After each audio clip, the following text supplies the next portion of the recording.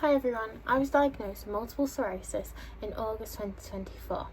My first big relapse was actually at the end of November 2023. I had something called optic neuritis. I had gone completely blind in one eye, so I had gone to the doctors. I didn't know what MS was, I didn't know what an immune condition was, and I think for some of us that would be very much the same. It comes as a shock. Some of us may have already known or just had our questions answered. For me, MS was completely new.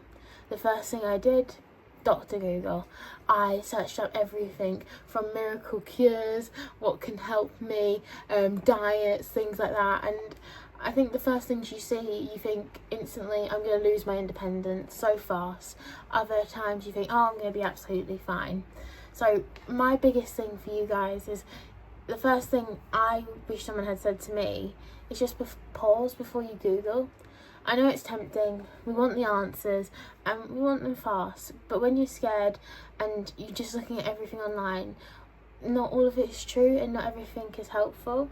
I think the best thing is to stick to reliable sources. For me, it was like the MS Trust or MS Society.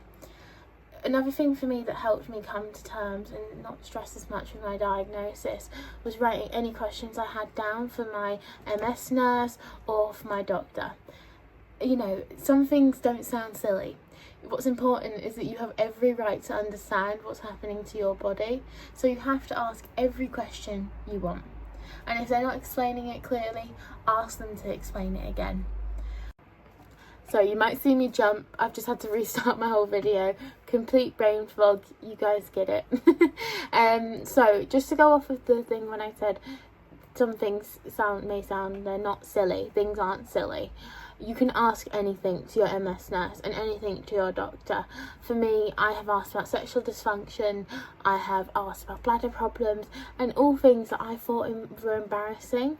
But my doctor treated me with utmost respect. My nurse was amazing. I always feel really so much better after speaking to my nurse and just actually knowing the right answers instead of just looking up things and not knowing and just sitting there in that kind of feeling of stress. But of course I still Google sometimes, but now I also pause. I take that with a grain of salt. I just remind myself that this is my MS journey and not every two people with MS will be the same.